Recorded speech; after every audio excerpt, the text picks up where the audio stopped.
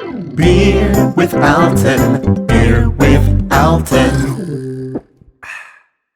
We can have a conversation. Okay. Hey everybody, welcome to Beer with Alton. I'm Alton. This is Beer, and with today is my friend Paul Watson. Hey Paul. Hey. Thanks for joining us. So, those of you who know me know that I'm in a homebrew club. It's called the Oatey Mashups. Shout out to Oatey Mashups. When I very first went, you probably don't know this, Paul, but the very first time I ever went to a meeting, there was a guy there who was all about the science of beer making. And I went home and told my wife, oh, there's a cool science guy there, and it was you. Fancy that. Yeah, well, I'm always telling people that my favorite thing about brewing beer is that it's half art and half science. Oh, 100%. Yeah, so you got to be creative, but you also have to know the science, right? You don't know the science, then your beer won't be any good. At least not for consistency. Right.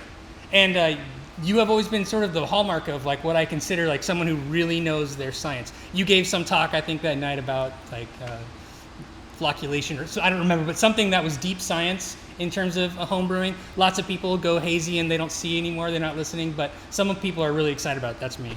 Awesome. Well, glad it could be an inspiration to someone out there. Good. Well, today we're at Noble Ale Works here in Anaheim, and we are drinking a beer that you made yourself. Paul is the brewer, so... A brewer. Well, tell me about it. So this is a double dry hopped oated pale ale. So kind of a new take on an older style. Okay.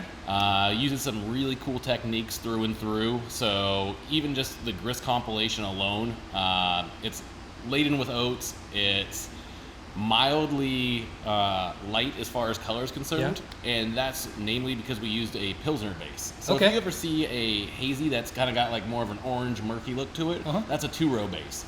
Pilsner kind of gives you that nice, bright, crisp, sunshine in a glass kind of look. We'll go beer cam so you guys can see. Oh, there you go. I want to get on that. The thing is, it's leaking. I like it. Looks good.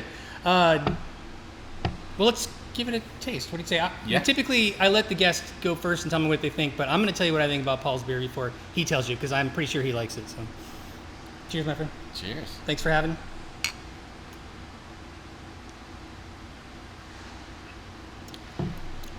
So one of the first things you might kind of pick up on it is a very soft mouthfeel. Yeah.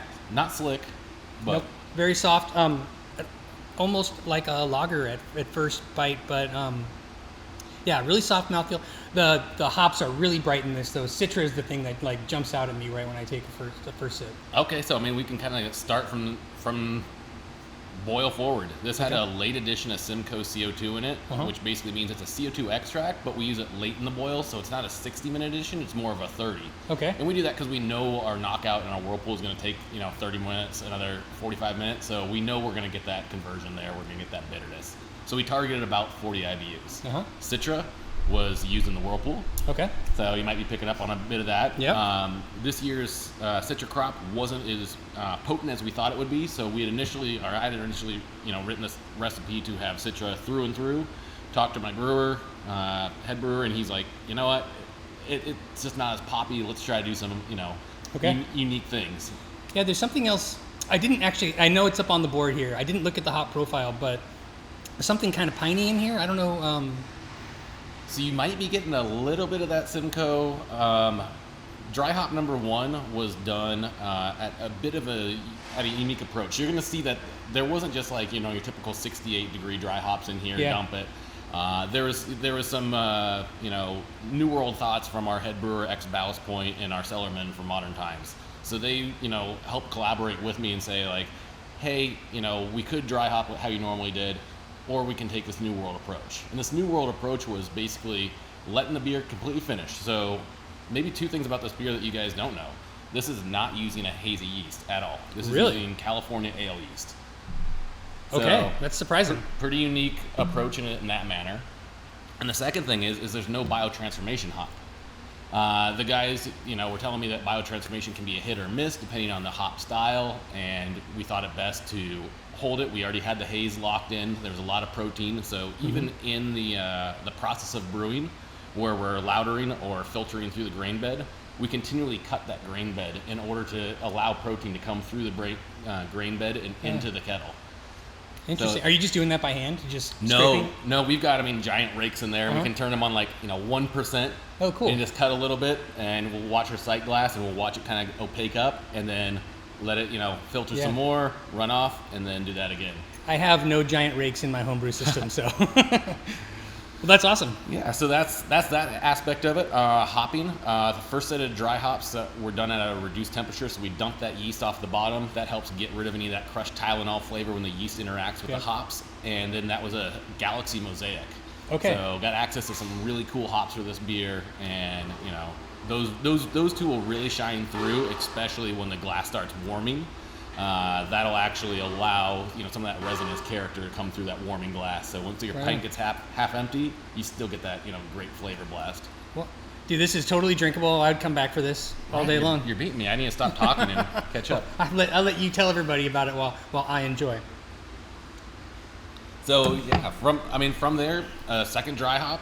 So we dumped off those first dry hops, and one little process that we did for that as well was when we added those dry hops, because our fermenters are very tall and slender, we don't just want to add 44 pounds of dry hops in there, because what will happen is those hops have nucleation points. They rise to the surface and they sit there, and you could actually end up with dry little islands on top of the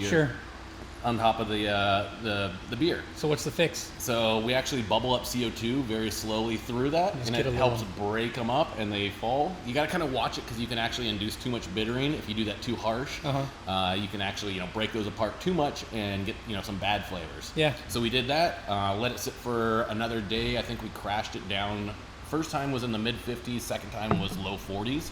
And we dumped off those hops, and then we added some late harvest strata, and that's where you're probably getting a lot of this aroma, a little bit of strawberry notes, maybe some papaya. Some I was going to say passion fruit. peach for some reason, but Peach, okay, I could see peach in there.